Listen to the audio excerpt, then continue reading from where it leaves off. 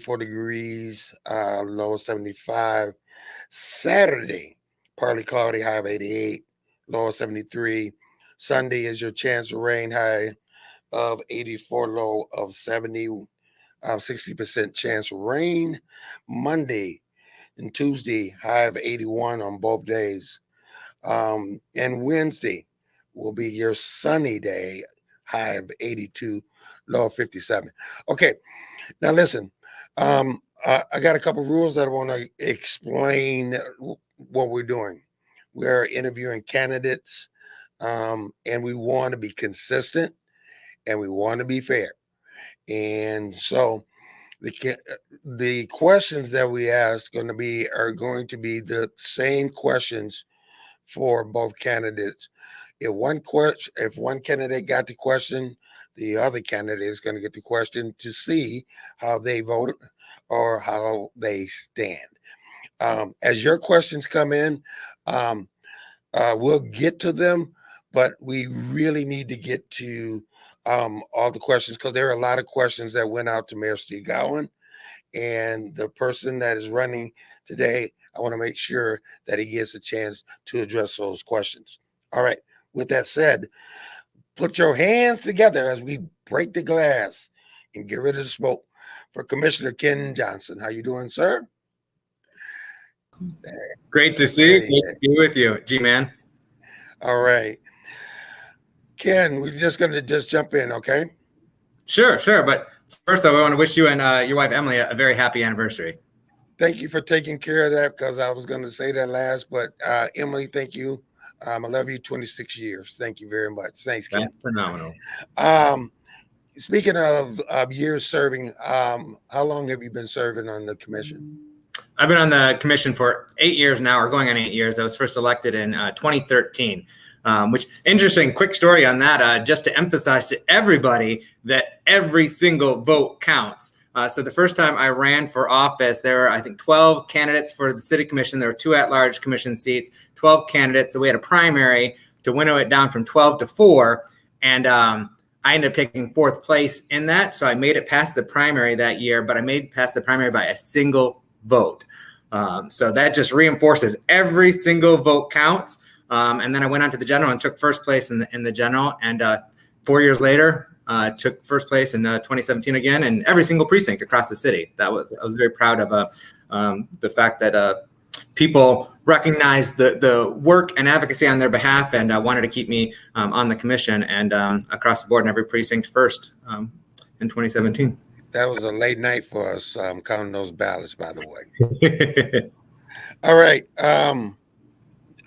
The mayor, as you know, is one vote. Do you think it's a puppet head? No. Yes, the mayor is one vote, just like every other member of the commission. We are a commission manager system of government, so it is a majority of the commission, and that's a majority of all 7 commissioners. Not if there's 5 present, it's a majority of the 5 present. No, it takes 4 votes to get essentially anything done at City Hall in terms of approving budget, approving ordinances, approving amendments, approving policies. It takes a majority of 4 votes, and the mayor presides over that commission. The mayor, he or she, chairs the commission, and so does influence the cadence of the meeting and the tenor of the meeting and the direction of the meeting, and can have an effect on outcome in consultation with all of our other commissioners. And according to the charter, the city manager, although he runs the everyday business, is to report and be ran by the council. Yeah, our city manager is appointed by the city commission, and the city manager runs the city day to day. And it's the responsibility of the city manager to bring recommendations to the commission, whether that's new ordinances or updated ordinances, new policies or budgets. That's a charter requirement, is that a budget be brought to the commission by the end of May every year, and then must be approved by the end of the following month. So that we have some time to review it and dig into it, and also bring the public into it as well, because at the end of the day, every dollar spent is the public's dollars. Right. Every asset that the city owns is the public. Our residents' assets, our residents own that, and we are supposed to be good stewards. We need to be good stewards of that and be responsible stewards of it. So yeah, it's the city manager brings that to the commission. Sometimes the commission will direct staff and say, hey, we want to pursue X, Y, or Z. And we charge staff, we empower staff to take the lead on that and then bring something back to us, and then we review it and approve it. Other times it's staff initiated. Staff is like, we need to do this, we need to do that. And they'll bring it to the commission. And then it's ultimately the commission's responsibility to say yay or nay on it. Okay. What do you say to people? This is that politicians only come around when it's election time, or you can't. Other than that, you don't see them. Mm-hmm. Well, I can only speak about myself, and that definitely does not apply to me. I go around the city, and pandemic put a little bit of hamper on it last year, but even then, I still would hold office hours because I regularly hold office hours. I hold commissioner office hours, and I do them around the city, pandemic notwithstanding. During the pandemic, I went virtual with them, or made sure that I was outside in a well-ventilated area at different public parks. So pre-pandemic, I went to different businesses around the city because I wanted to bring people to businesses, some that they might not have known before or visited before, these small businesses, and help bring money to those small businesses. And be available.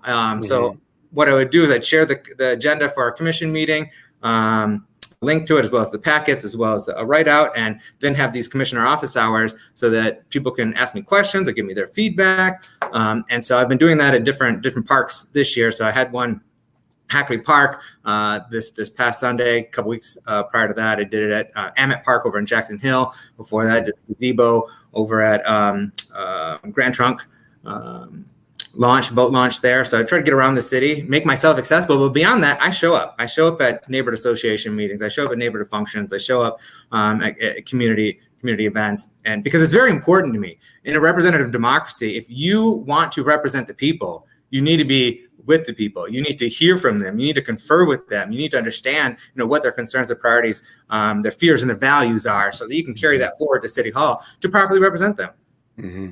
What do you say when people say about transparency? Do you feel that there's enough transparency when it comes down to the commission and city manager and city business? Mm-hmm. I think we could do better. We, relative to some other, and I'm not going to name organizations' names or municipalities or any other types of governments, but relative to others, we are fairly transparent in certain regards. We televise our meetings. We've been televising our meetings for decades. They've been televised on cable access since the 90s at least. And then a few years ago, when I remember it was at the same time that Commissioner Warren, Ward 3 commissioner at the time, was on the commission, we started live streaming on Facebook as well, which I thought was great. It made it much more accessible for people. Unfortunately, it's been taken off Facebook. You can no longer, our meetings are no longer live streamed on Facebook. You can catch them on YouTube, but I've noticed not as many people are catching them on YouTube. The nice thing about Facebook is they give you that notification. And so it'd be nice to do both. This doesn't have to be one or the other. Let's add Facebook back. So I think we've taken a step back in that regard, taking it off Facebook and then shutting down the comments as well on the Facebook post. It doesn't feel so social when using social media.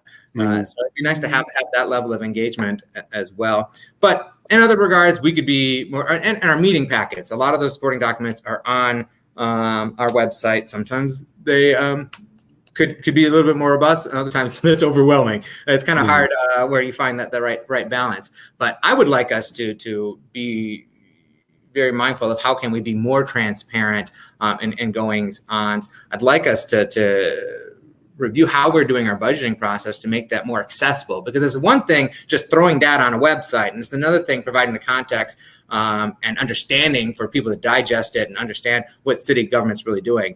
In terms of another piece of transparency, I think it'd be great if we could get all of our contracts on the city website, so that is available for people to know what contracts the city currently has, who with, and to what extent, and the details of it. I think that would be great. We did get our policies, so I asked last year to get our city policies all on the website, because that's important for the commissioners to be aware of the policies, but also the public. They need to understand the policies that are governing conduct within City Hall and how we function as a local government. So it did get on the website. Need to make an improvement on that, though. Make sure that because they're just PDFs, they're not queryable, so we need to make sure they're searchable as well. So that if someone's like, hey, I want to understand what policies might have regard to this topic or that topic, you can find them readily and easily. Okay. Okay. Um, let's talk about our youth. Our youth. They closed down leisure service department, and more relying on Boys and Girls Club. Um, do you feel that we should reopen the leisure service? We need to do something. What is your recommendation? I do think we need to do more. I'm not sure if we need to revive the leisure service division or department itself. Perhaps that's the way to go. Otherwise, we do have our Parks and Recs, and maybe it's just bolstering our Parks and Recs department.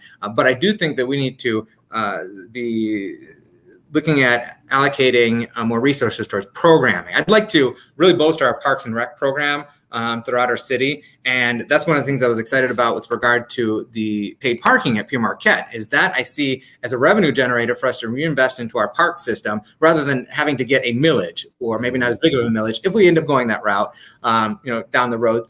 But I think we can work with the resources that we have right now.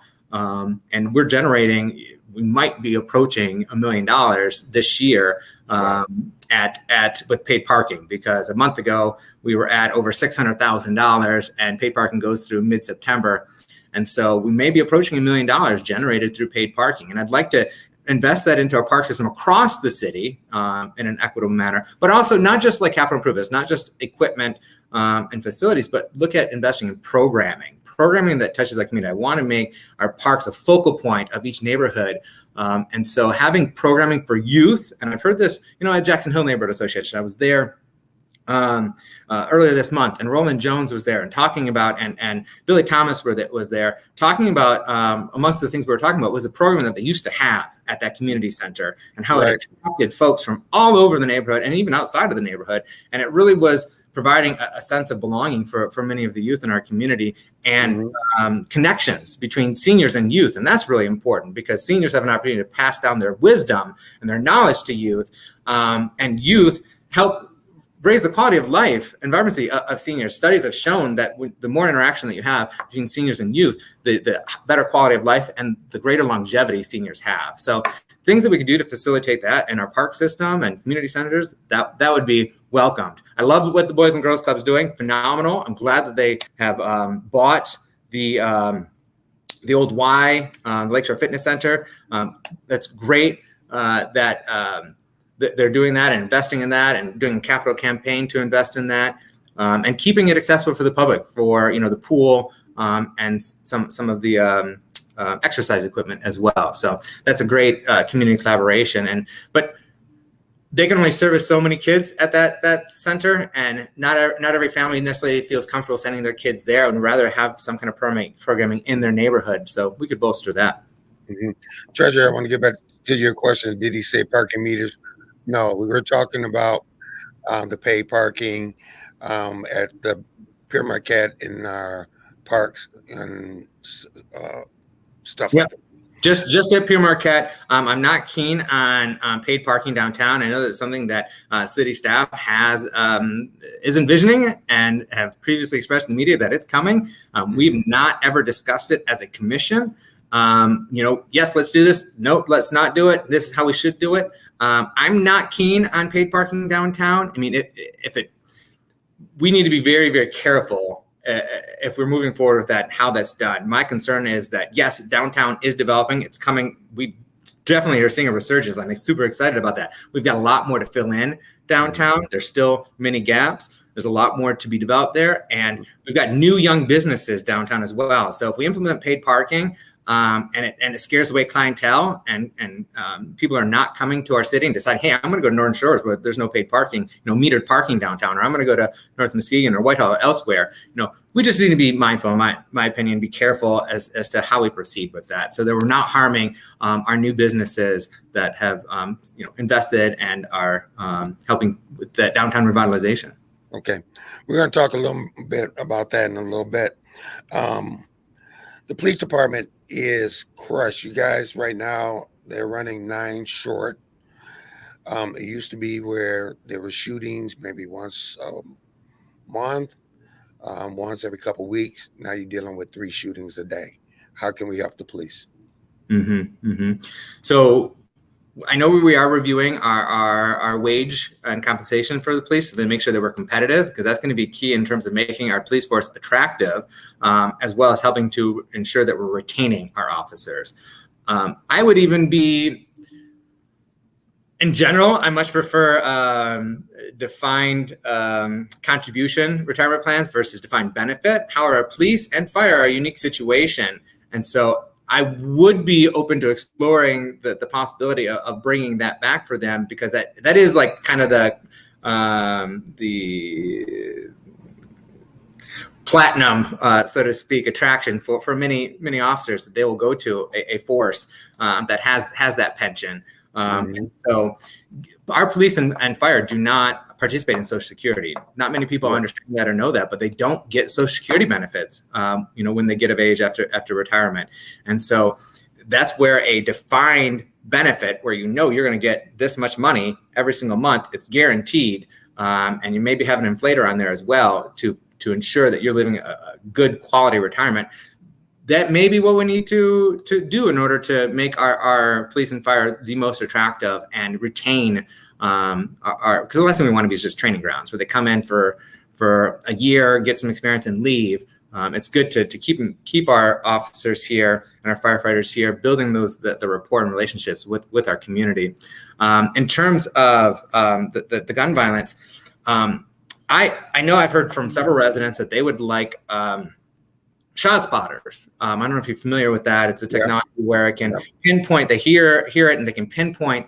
Is it gunfire, or is it firecrackers, or is it what? And they can triangulate it and pinpoint it and get police officers responding to it ASAP, with the hopes of, or ambulance ASAP if there is someone injured, having an emergency response as quick as possible, hopes of catching the perpetrators, get those guns off the streets, as well as responding to any potential victims of that gunfire. But beyond that, I find value in having the data, knowing where this is happening, rather than relying on phone calls. And people don't have trained ears. They're not sure exactly where it's coming from, and or is it how many shots are being fired. And so there could be value in the shot spotter. I would like us to take a more serious look at that, but also just to have that data of knowing, because if we're going to be creating new programming or new initiatives to respond to it, it's good to have a baseline of knowing how prevalent gunfire is happening, so that we can measure it over time to see if we're being successful. I hear a lot about the gunfire through the community and through the grapevine, that there's a shooting over here, there's a shooting over here, there's shooting there. I don't hear it internally. That's not shared. That's something that I think we need to be heard, or we need to be aware of. The commission needs to be aware of these incidents that are happening. So because when you're aware of it, then you can prioritize it. If you're not aware of it, then you don't necessarily know it's an issue, or you might just be hearing things, but you're not sure if it's valid or whatnot. So I think we need to be getting better information about some of that activity that's happening across our community, so we can seriously address it. It is a concern for many of our residents, and they have a right to feel safe and secure and at peace in their neighborhoods. Continuing with police, you've heard a lot of defunding the police, which we need police officers, but instead of taking and having such a large dollars go to the police fund, maybe taking some of that money and putting it in leisure, or taking mental health runs, for instance, and sending mental health workers to those runs instead of police officers. Thoughts? Yeah, I'm not defund comes across harsh, or like we want to get rid of our police force. We want to take that money away. I'm not keen on defunding our police.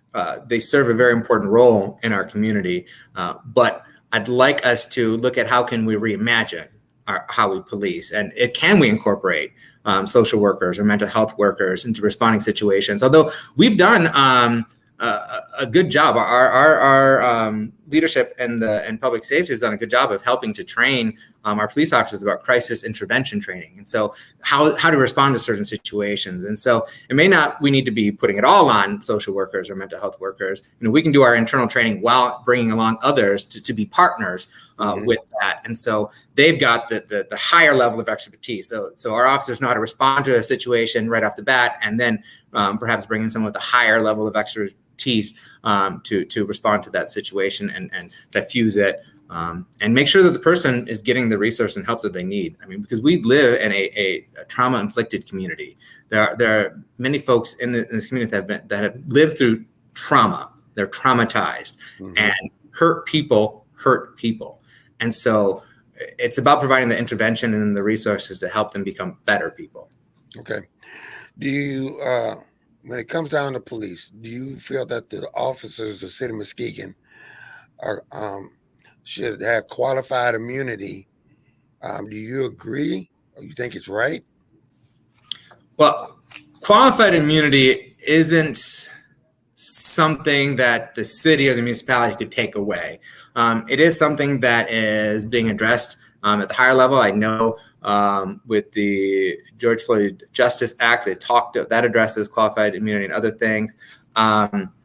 But yeah, qualified immunity, and that's not just for police officers. Qualified immunity is for any government official. And right. Basically it's saying that a government official who's impinging or infringing or harming, taking away the constitutional rights of another can be protected unless they're doing it in a willful manner with intentionality. Whereas relaxing that to knowingly or recklessly is something that the George Floyd bill is endeavoring to do. And that may be the better way to go. That is the better way to go. I mean, you should not have blanket immunity and protection when you are overstepping or taking away someone's constitutional rights. Because at the end of the day, government officials, whether you're a police officer or an elected official like myself, an at-large commissioner, we have taken an oath to defend and protect the Constitution of the United States of America and the rights contained therein for all of our residents. And so, no, I should not have a blanket protection if I am infringing on someone's rights. You mentioned, okay, Jack Page. What about a home buyer assistance program for firefighters and police as an incentive to life in the community they serve? If we are infilling our core neighborhoods with new housing, could some of the new housing stock also help yield new public safety staff that then have buy into neighborhoods they serve? Thanks, Jack. Yeah, absolutely. Great question. And we do have a program like that in existence already. There's a couple of aspects of it where we're encouraging people to live in the city and we give an incentive. I think it's up to 4%, maybe it's 5% now. We've increased it, over the years. But if you are police, fire, and even DPW worker, and amongst other workers, our management, our administrative executive staff, if you live in the city, you get an extra incentive with your wages. So you get a bump in wages to live in the city. And then we also have a program that's earmarked or catering to police. I have to double check if it's also for fire. I don't see why it wouldn't. I think typically we're doing public safety officers, whether you're police or fire. I know it is for at least police, where you've got extra funding, or I think it was $2,000. Might depend on which neighborhood you were buying into, because we didn't necessarily want to incent, the more, like say Beechwood Bluffton, where everyone wants to live next door to Lake Michigan. We don't necessarily want to give the same subsidy to someone that wants to move into Bluffton that say over my neighborhood, NIMS, that isn't right on the waterfront or downtown. But there's a program to encourage living in the city and buying houses in the city. And then we also have on top of that, or separately, a first-time home buyer assistance. That isn't just for police and fire, but that is run through our Community and Neighborhood Services Department with federal CDBG funds. And that's for first-time home buyers assistance. I want to talk to you about how, excuse me, do we have where I was blessed to live in the city and work in the city for the fire department. How do we make that happen where people that live in the city can become firefighters, police officers, DPW that look like me? Yeah, absolutely. That's so important. We need to have our government, and especially those frontline workers that you see day in and day out in our community, our police, our fire, our DPW workers, be reflective of their community and the awesome diversity of our community. And so that is really important. We have a program that we identify youth in the Muskegon area that might be interested in becoming a police officer, and we will send them to the GVSU Police Academy, and with the expectation that they're going to then work for the city as a police officer afterwards. And then Deputy Jay Paulson, who oversees our fire department, he's been working on a new program similar to that. I had connected him with Chauncey Williams over at MCEC on the Muskegon High School campus, where we can bring youth or young adults into a kind of a certification, the first level certification program for firefighters, and have them pass that, and then have an opportunity to then work for our fire department. And so it's my understanding that we are moving forward with that, and we've got 3 participants in that this year. It's the first year, and so I'm really grateful for Chauncey Williams, MCEC, as well as Deputy Paulson for working on that initiative, and Chief Lewis for making that happen. And hopefully we'll have 3 successful candidates from that program come springtime, and they'll want to make a career, a home with our Muskegon firefighters. Another question that we got from the last July 3rd, 23rd, was, what is your thoughts on combining services? Municipalities. Oh, like, you mean like merging cities all together, or just doing consolidation of services? Consolidations of services. Oh, yeah. So I very much would like us to pursue that with regard to, well, first let me step back and say a number of ways we do share services, or, we contract our zoning administrator to Muskegon Heights. We have our IT to North Muskegon. We use the county for HR. So a number of ways we're already doing things that are great, that we're collaborating and helping to save money and operate as efficiently as possible. But one thing that I would really like us to explore for consolidation and do is with regard to fire protection services. I think we have an opportunity to have a regional fire authority in which we're bringing on our neighbors, creating a contiguous fire authority, whether that's bringing in the township or whether it's bringing in Roosevelt Park, although they contract with Norton Shores. So we want to bring in Norton Shores, not just peel off Roosevelt Park. We'd want to bring in Norton Shores as well. And they've been doing a good job in growing their fire services, bring in the Heights as well. So create a regional fire authority so that we can get rid of some of the administrative overhead, that excess cost there, and redirect those resources into our firefighters, into the equipment, into the people that are fighting those fires and responding and putting their lives on the line. So redirecting those resources into the people and the equipment, apparatus, and strategically locating them throughout that region so that we can respond most effectively and efficiently to fires and ensure that we're protecting lives and livelihoods. Ken, when I was a firefighter, there was 44, 45 guys on. The other day I went to the fire station there in our city, from the whole city, we had 6 firefighters. We have only 22 firefighters right now.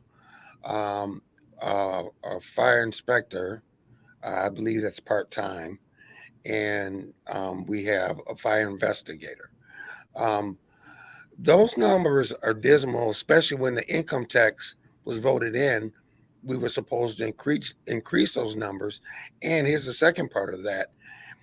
Why are we paying firefighters what's the equivalent to $11 an hour? Yeah, that part. It's starting out a firefighter, a probationary firefighter, in the first year that they're on the job and going through the probationary period, it's less than $12 an hour. And that needs to be revisited, and that needs to be revisited ASAP. It's almost unconscionable that we would have someone put their life on the line at risk to protect others, lives and livelihoods and property, yet get paid less than someone who's working, and not to disparage McDonald's or Burger King, but a firefighter getting paid less than someone working at a fast food joint. That needs to be addressed ASAP, because that's going to help ensure we need to be doing what we're doing with the police in terms of wages and compensation and benefits. We need to be doing with our firefighters as well, and making sure that we are competitive with fire services in our area, so that we can be more attractive and retain our firefighters. We do need to increase our staffing as well. So yes, 6 is not enough. That's 2 per engine. That's 2 per engine. So when you get an engine that's responding to a fire, you know this. you know all about firefighting as a retired firefighter. That the NFPA, the National Fire Protection Association, recommends having 4 per engine, and we're at 2. And we need to be doing better at that, and staffing up. And mind you, they can't go into a burning building with those low numbers. No, 2 responding cannot go in. And so can you imagine, I mean, you can imagine, you are a former firefighter, that you arrive on scene, you're the first on scene, and you have to wait. Because you come on scene and you don't have the firefighters on that engine with you already, and you have to wait for other firefighters come on, and you have to just wait. That's feeling helpless, that you cannot, you're trained, that's your job, that's your career, and you cannot tackle that firefighter right out the gate when you arrive. So yeah, that's got to be just a terrible feeling. And when it comes to staffing, it's not just about being able to put out firefighters as quickly as possible, or fires as quickly as possible, so that we can save lives and save property, but it's also about our firefighters' well-being.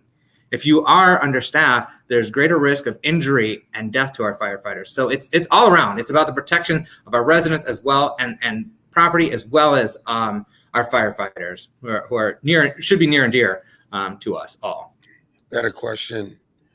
It says, on a scale, excuse me, people, on a scale 1 to 10, what would you give the city manager and the police chief on their overall performance? Oh, that's a tough. I don't know how to quantify that. I mean, we have qualifiers and quantifiers in our manager's evaluation. The police chief does not serve, is appointed by the manager. So we don't evaluate the police chief in ourselves. Although maybe it would be interesting, as part of the manager's evaluation, that we give input on some of the other leadership positions, particularly, head of public safety, because that's such an important role. So we provide some feedback to the city manager as part of the city manager's evaluation. But we, the commission, just evaluates the manager. And I think our manager is creative, energetic, highly capable person. And so there's a lot to like about our city manager. I think that there needs to be a bit more checks and balances at City Hall, and some greater accountability there. But overall, I think our city manager has a lot of good traits and qualities, but we do need we need a mayor that's going to be ensuring that our policies, process, procedures are being followed at City Hall, and having those checks and balances. That's really important in government, having checks and balances, because we don't live in an oligarchy, we don't live in a corporatocracy, we live in a democracy. Mm-hmm. What do you say to the people that say that more time is spent, dollars are spent on downtown and the west side, and the east side is just left on their own? Mm-hmm. Something that I've brought up over the years, and that, and I understood it when I first got in the commission. I said, hey, it's a lot of attention, a lot of resources going downtown. But I understood it. We needed to be investing in our downtown. We needed to get downtown going and revitalizing.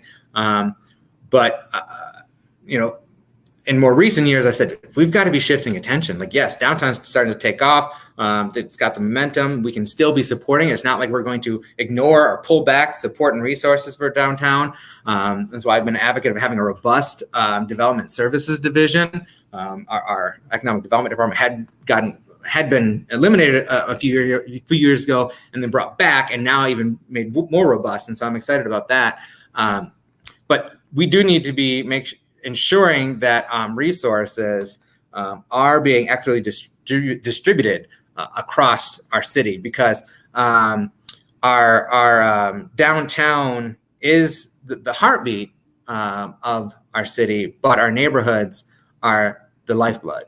And so we need to be having healthy and vibrant neighborhoods that are connected to our downtown, and also, benefiting from that downtown development, because it's been great. We're seeing a great amount of resurgence and development happening, but we need to be ensuring that progress, and I'm proud of the progress that we've been making as a city, but we need to be ensuring that progress is spreading out and reaching every corner of our city, and also benefiting the full spectrum of our citizenry. We had a question. You never did give him a grade. No, I didn't give a number. So that's where you're gonna stand right now.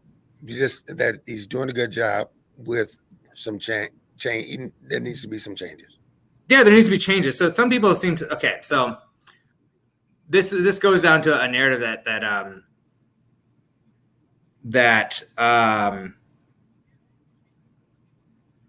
no, I'm not even going to go into that narrative right now. What do I give? What do I give our city manager for a number? I mean, I don't know why a number's so important. Well, I mean, you think you said that he's doing a good job, but with some changes. I mean, is it at A, B, C, D, E, F? Well, number wise, I guess it'd be 7 to 8, somewhere around that territory, because there's a lot of good things that he is doing, and there are other things that need to be checks and balances on addressed, and that have been kind of overlooked in the past by our current mayor, or wanting to not address and just shove to the side or deflect on. And we're going to talk about that. With the new homes being built, a lot of people cannot afford those homes. How do we bridge that? Because right now, I think, and you can help me with this, the dollars was like $1,400 a month was a formula that was figured out for the whole county and not just using the city of Muskegon. Help me out with that, Ken. So you're talking about the newest program, or are you talking about the development agreement with West Urban Properties that's being built, those houses that are already underway being built? Are you talking about the new home info program in which we're allocating $5 million from our ARPA funds? The newer program or the existing? Well, either one, both of them. Explain both. They both use AMI as with regard to who the house is being. The house is being reserved for people based upon AMI, and that's county area median income. Mm-hmm. And so let's talk about this new program that hasn't been quite crystallized yet, but the new program is that the city's putting up $5 million from our ARPA funds to leverage that to get private dollars and resources to come to bear to build more housing in our community. And as part of that, we put an RFQ right now, request for qualifications, that's due August 31st. So if you know of any builders or developers that might be interested, go to the city's website, shorelinecity.com. At the very bottom in the press releases, you can find that RFQ. And so basically, the city would be putting up money to build houses. Private developers would put up money to build houses. So every one house that we're funding to build, they'd build one. And then half of the units being built are reserved for folks currently. The expectation is 125% and below of the county area median income. Now, I think, and I brought this up just this past week at the commission meeting, saying we need to revisit that.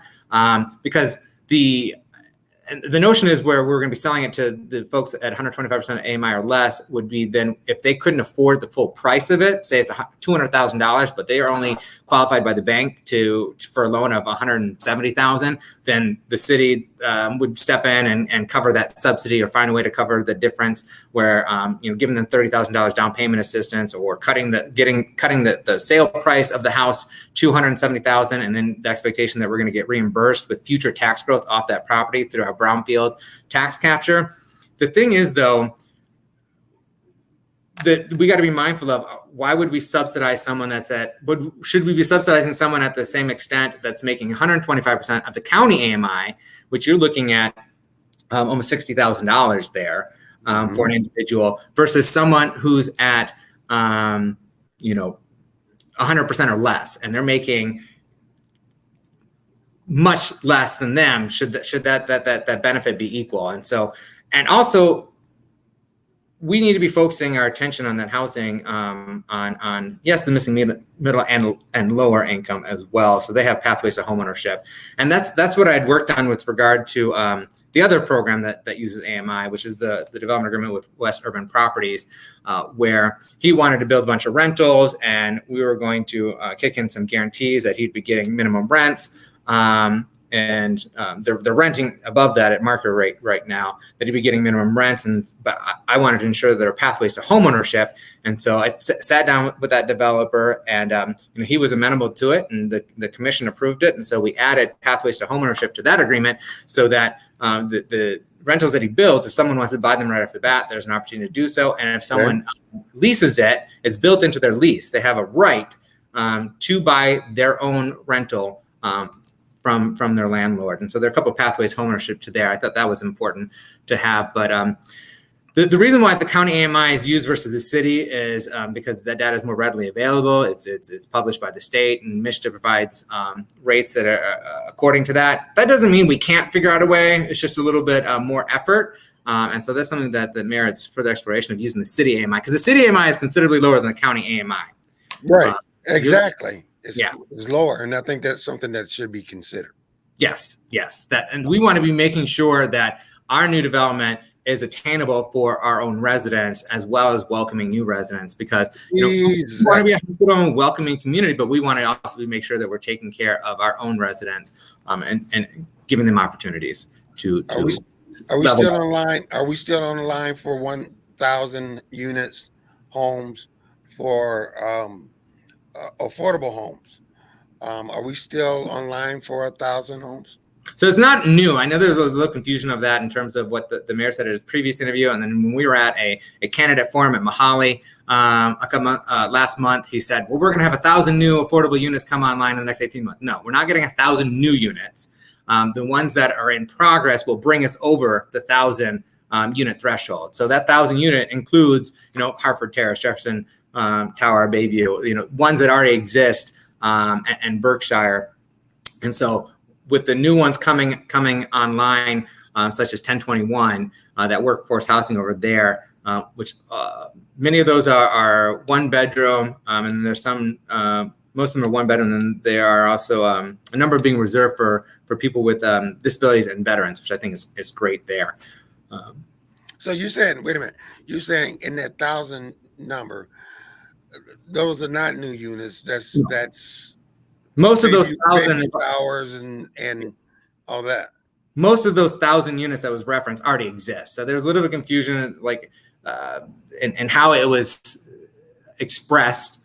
And really, no, we're not. It's not talking about 1,000 new affordable housing units coming online. That was a slip of the tongue, or not communicated so accurately by Mr. Gallerin previously. I want to talk to you about 3 snafus that happened. Let's talk about the business cards that were purchased. How did you address to that particular situation? So the business card situation, very well intentioned. It was a well-intentioned program responding to people that were affected by the pandemic and the shutdown orders, and how do we keep our hospitality businesses going, because they've been such an important part of Muskegon's revitalization. And they are oftentimes ran by our local residents and supporting so many of our other local residents who work for them. And so it's very, very well intentioned. The issue was that it was done without, done transparently. It was not brought to the commission. It should have been brought to the commission. We had a commission meeting 1 week later after it was being spent. We could have had an emergency meeting. It was absolutely necessary. So those gift cards program should have been brought to the commission, done transparently, had an opportunity for commissioners and the public to weigh in, fine tune it if need be, determine what's the proper level of support and who should it benefit, and how or who can benefit, and what's the process for people to apply for that money and say, I need that, and then distribute it as quickly and efficiently as possible. The reason why that's so important is because when it's not done in that transparent manner, people get left behind and left out, because there were Mhm. quite a few businesses that met the same criteria as that what was explained for the program several months later of how they decided who was going to get those gift cards bought from them. There were numerous businesses that met those same criteria that were left out, and it just incidentally, this was not intentional, but incidentally, most of those businesses, if not, were minority and women owned across our city, and so that's where that transparency and accountability is so important, and bringing that to light and saying, hey, I don't see my name on the list. Why am I not potentially available for that? Or members of the public saying, hey, I don't see this business on that list. Why not? Like, has that an oversight? Let's fix that. Let's make sure that they're also included. And so that's why transparency is important, to ensure that we have an inclusive government. But when that came to light, and initially the mayor kind of sidestepped and said it was that, the commission had been consulted on this, and it was followed policy, and it kind of was like no big deal. He went on WZZM and was like, it's kind of no big deal, and if everything was done right. Well, no, it was not done right. Our attorney investigated and acknowledged that was a violation, or there was unlawful purchase that could not have been made from our public improvement fund, that it violated our purchasing policy, and I also believe it's violated a finance policy. And so that's where it's really important that we are adhering to policy, know what policy is. And then that money was moved in order to make it lawful. It was moved to being bought from our economic development fund, which incidentally did not come to a commission vote on that. That was just done administratively to fix that unlawful expenditure. But that then had ripple effects on our economic development fund and what we could do with that and how much resource we had to come to bear. But we're making our way through those gift cards. Staff, our new development services director, Jake Eichholm, just gave a report out this past week on how we're moving forward with the gift cards. There's a number of business people in the community that are interested in sponsoring them or buying a batch of them and then just doing away with them, which will help replenish our fund, as well as then give us an opportunity to whether sell them back to the businesses if they're doing strongly and don't want them out there, or we can sell them to the public or to staff, potentially at a reasonable discount to entice people to buy those. But it's important to replenish that money. But when that came to light, because that was almost $200,000 in unlawful expenditures. And then I also dug into the public improvement fund at the same time, just to be like, okay, so this happened. That was unlawful expenditure. It didn't follow our purchasing policy. And I noticed, I was like, let me look at that public improvement fund. And I noticed that, we had spent $300,000 extra on a special event that hadn't been budgeted or approved either. And I'm like, okay, so I'm seeing this, I'm seeing that. And that's when I called for a specialized audit of our public improvement fund, just to get to the bottom of it and see, is there a misunderstanding on how this fund should be used and what the proper procedures are? Let's get to the bottom of this. And so that's what I advocated for. And we were looking at doing a RFQ for kind of scope of services for that. And then the mayor opposed that from the get-go, and he worked to thwart it, and he ended up succeeding in thwarting it and reversing our specialized audit of that public improvement fund. Time is flying, man. We have 9 minutes, and I got like 6 questions for you. Okay, you said that the beach, the parking, has been a huge success. The first year, you guys raised more money than you ever thought of. Why did the commission decide to raise it to additional dollars? Yeah, so that was a staff recommendation, and initially, I did have pause on that. I'm like, well, why? I had the same question, like, why would we do this? We got more money than we expected the first year. Why would we increase it at this time? And the rationale was in part to encourage people to get the annual passes, and so just get the $20 pass, because we didn't raise that fee. We raised the daily fee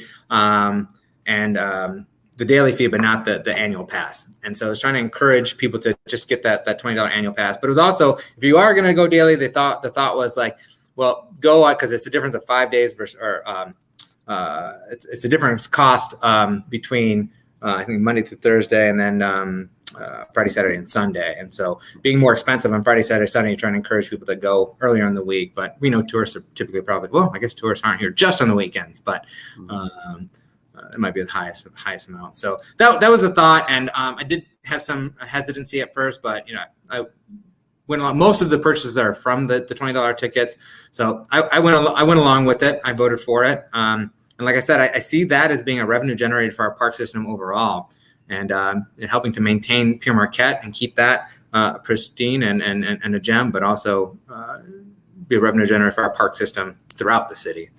Okay. Do you feel that the city of Muskegon has good representation of minorities working for the city, especially in management? We have, we have our finance director, Ken Grant. He's been with the city for many years. Well over, I think over a decade. He's worked his way up.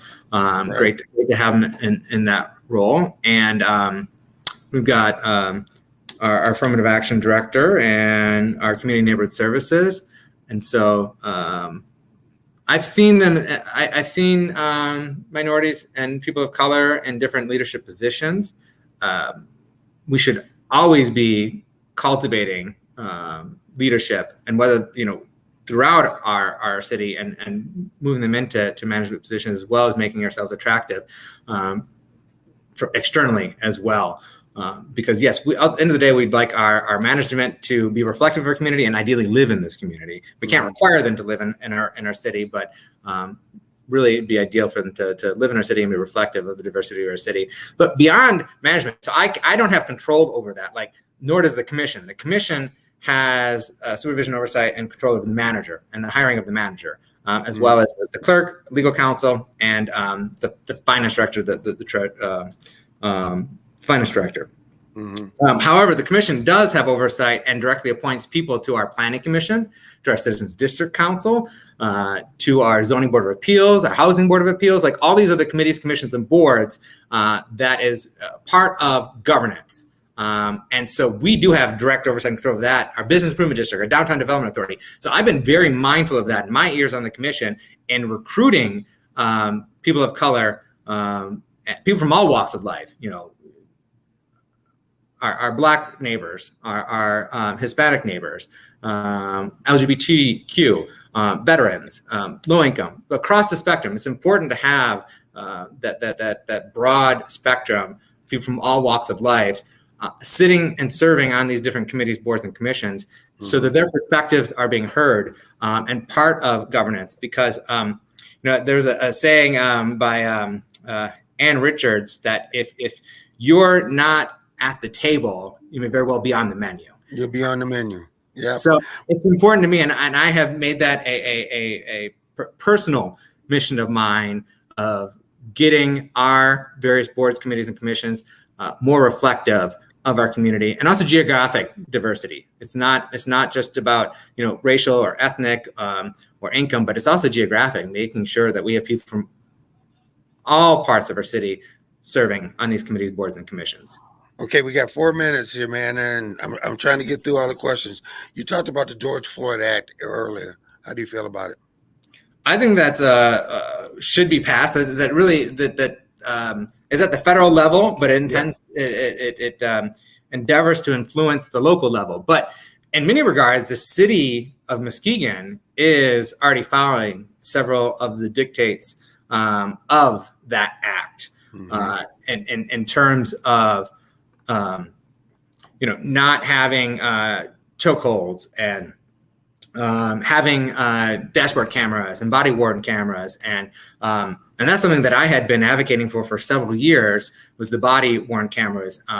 That's not only making sure that we're holding ourselves accountable, but also protects our police officers. We see the documentation or see the video of what's happening, but it protects the public. So it goes both ways in terms of protection. I will give the glad we finally got that. I will give the chief and the commission credit for that, because they didn't go for cheap cameras. They went for cameras where the data automatically gets sent somewhere, so where you can't alter that. So I got to give you guys credit for that. We're at 3 minutes. All right, now let's get to. I'm a little long-winded with my answers. So sorry. We have what makes you different than the current mayor, and why should people vote a guy that's been there for 20 years? Why should we vote him out? And why should Yeah. Garnes, he's a nice guy. He's my neighbor. He's a nice guy. But at the end of the day, nice is not always enough. And so we need someone that is going to be more present throughout the year, not just showing up at ribbon cuttings, not just showing up at parties, but showing up in the community. Showing up at our neighborhood associations across our city. I do that throughout the year, and I don't always see him there so much present. Made some more appearances this year, given that it's election year, and so I endeavor to be more present in our community, but also want to be building the stronger relations with Muskegon Public Schools, because Muskegon Public Schools' future is so incredibly important to the future of the city of Muskegon, and that's why I helped lead co-chaired the bond proposal last year. That successful election resulting in over $100 million being invested in Muskegon Public Schools. And so being proactive in that regard and working hard to make myself accessible to our residents and helping to inform our residents and soliciting that feedback from them so that I can bring that back to and carry forward to City Hall so their voices are being heard and being part of the decision making. And so meaningful engagement is so important to me. And that's and make sure we're providing opportunities for people here. And that's one thing that I did push for at the commission, was just moving something as simple as moving public comment to the beginning of our commission meetings. You say that the mayor's been on there for 20 years, but for almost 20 years, he served on a commission that did not allow public comment at the beginning of meetings. So people could not speak on the things that the commissioner was going to vote. They had to wait till after the vote was taken. And so I was like, that doesn't make sense. Like, we need to move that forward. We need to allow public comment on agenda items. And he stalled for a while, but I ultimately prevailed in that regard. But making sure that we have a city hall that's more receptive, responsive, and respectful to our residents, and really, really pushing or making sure that opportunities and resources are made available on a fair and equitable basis in our city, and preserving the environment, ensuring Pere Marquette is protected, not overly developed, and that we find reasonable balance there is important, and advancing sustainability in our city. And that's why I had pushed for LED upgrades. A few years ago, we were looking at streetlight assessments, and we just wanted to assess people to maintain exactly what we had. The incumbent was perfectly okay with that. We were going to charge people the same fee, or charge people a new fee for the same thing that we had. And I was like, well, that doesn't make sense. That's not how assessment is supposed to work. And also, we have an opportunity to move forward with LED upgrades. And so that's what I had pushed for and insisted on, and we ended up getting. And now, we're getting these new lights going across the city. We're in the final phase, and that's saving us hundreds of thousands of dollars a year, while also being more beneficial for the environment. Okay. So how can people get to you, find out more about your agenda? Yeah, so people can look me up on Facebook, and they go to votekenjohnson.com. That redirects right now to my mayoral Facebook page. Or they can also follow me on my city commission page. I've had a city commission page for the past 8 years, disseminating information and engaging in community. And so they can find Muskegon City Commissioner Ken Johnson on Facebook. They can go to Elect Ken Johnson Mayor on Facebook. Also, I have an event tomorrow. I'm going to be at Rake Beer Project tomorrow from 11 a.m. to 2 p.m. with Rebecca St. Clair, candidate for city commissioner. We're going to be, Country Cooking's going to be there, serving up some great food. We've got some jam sessions happening as well with some local musicians. We got face painting and cornhole and silent auction items, some great, awesome silent auction items. Also free raffle. So everyone that shows up is going to get a raffle ticket for a chance to win a couple Burning Foot Beer Festival tickets. That's happening at Pere Marquette tomorrow from 3 to 9 p.m. So if you haven't got your tickets, come by and get a chance to win one with the raffle, a free raffle. Or we're going to have a couple tickets that are available for auction, silent auction. You can bid on them and win them. So come down to Rake Beer. That's 794 Pine Street, corner of Pine and Clay. Come down there and have a chat with me and grill me there. If you didn't get your questions heard there or answered now, show up there and grill me there. All right, Ken, thank you very much. We are out of time. Listen, you've been watching Throwing the Two with my guest, Ken Johnson, running for mayor. Go check him out. Listen, again, I want to say happy anniversary to my wife, Emily. I can't do this stuff. I couldn't do this stuff if it wasn't for her. So love you, dear. Hey, it's a weekend. Go make something, do something positive for somebody. Take care. God bless. The wait is over. The all-new Umo Network, home to over 40 Black-owned radio stations and podcasts, is here for you.